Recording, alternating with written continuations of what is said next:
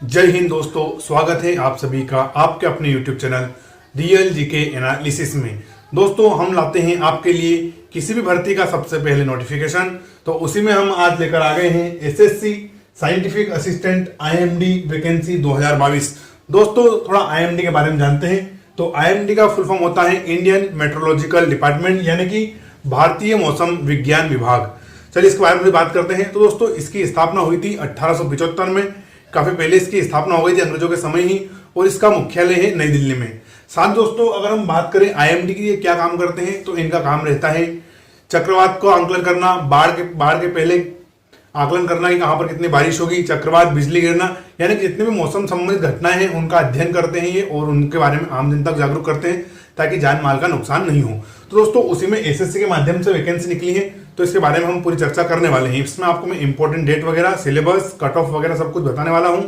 साथ ही दोस्तों चैनल पर नए हो तो चैनल को सब्सक्राइब जरूर कर दें और अपने दोस्तों के साथ शेयर करें। चलिए अब हम देखते हैं। तो सबसे पहले हम देखने वाले हैं टोटल पोस्ट कितनी रहने वाली है। तो टोटल पोस्ट रहने वाली है 990 कितनी। अब हम देखते हैं दोस्तों टोटल पोस्ट कितनी रहने वाली है। तो टोटल पोस्ट रहने वाली है 990 कितनी, 990 यानी 1000 में 10 कम वैकेंसियां हैं, 990 टोटल पोस्ट हैं। अप्लाई डेट की अगर हम बात करें तो 30 सितंबर 2022 से, यानी भर्ती ऑलरेडी चल रही है, आप फॉर्म भर सकते हैं। अप्लाई डेट रहने वाली है 30 सितंबर 2022 और लास्ट डेट रहने वाली है आपकी 18 अक्टूबर 2022 का रहने वाली है, 18 अक्टूबर 2022।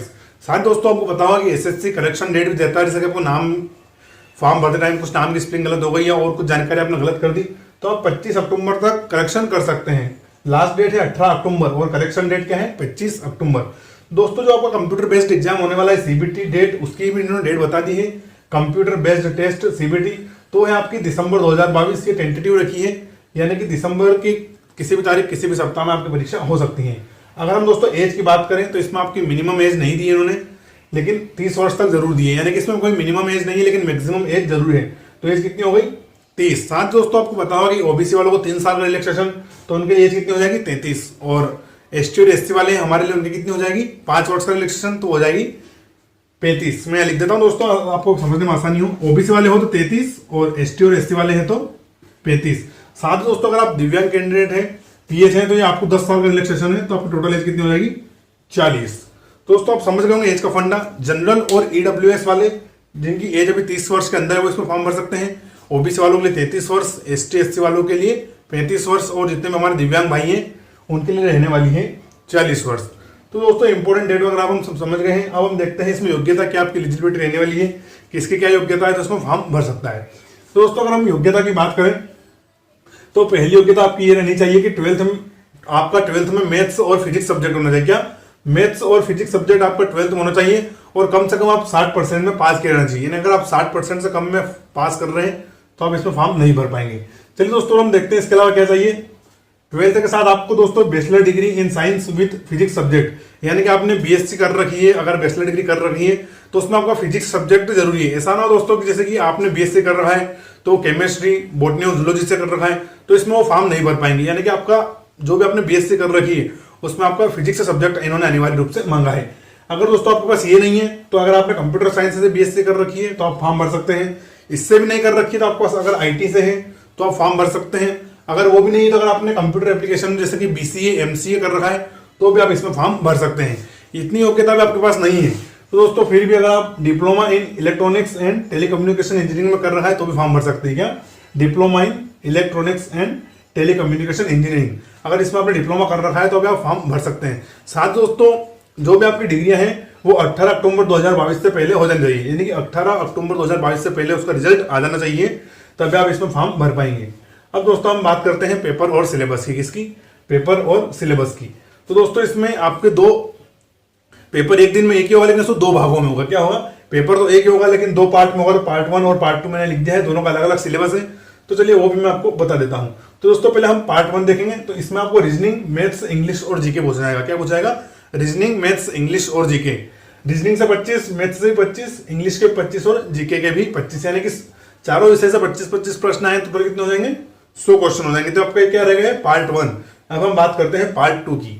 दोस्तों पार्ट 2 में आपका physics, computer science, information technology, electronics and telecommunication engineering, again मैं रिपीट करता हूं, physics, computer science, information technology, electronics and telecommunication engineering, इन सभी विषयों से मिलाकर कितने प्रश्न पूछाएंगे?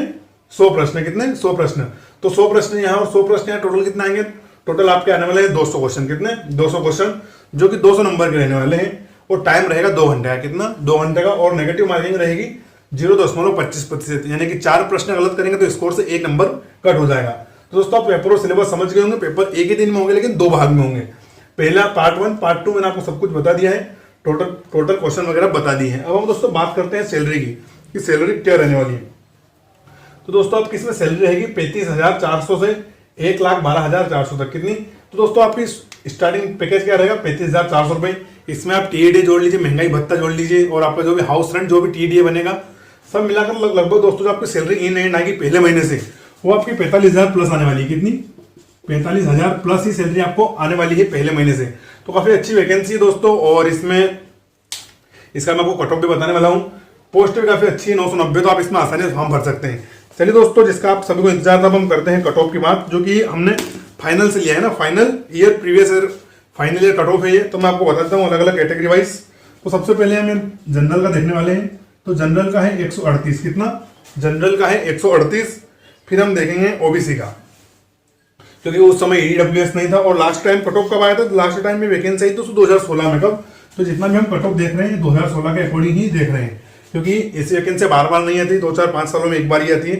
अब हम देखते हैं ओबीसी का कट ऑफ। तो दोस्तों ओबीसी का कट ऑफ गया था 128.75। कितना? 100.2875।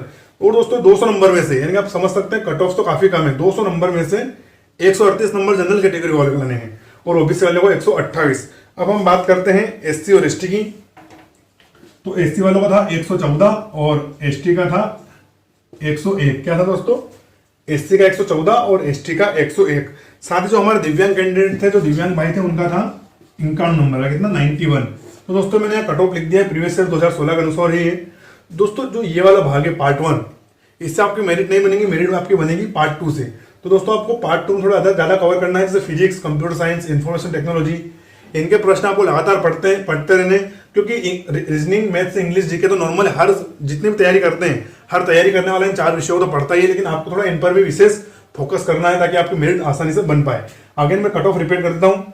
जनरल का 138, ओबीसी का 128.75, एससी का 114, एसटी का 101, और दिव्यांग कैंडिडेट कितना है? 51। तो दोस्तों ये इस भर्ती के बारे में कंप्लीट जानकारी थी। इसके अलावा आपको कोई भी डाउट हो तो आप कमेंट करके मुझसे पूछ सकते हैं, मैं आपको उसका जवाब दे दूंगा। और वीडियो आपको कैसा लगा कमेंट करके जरूर हमें बताएं, और अपने दोस्तों के साथ जरूर शेयर करें। वीडियो पूरा देखने के लिए थैंक यू। जय हिंद।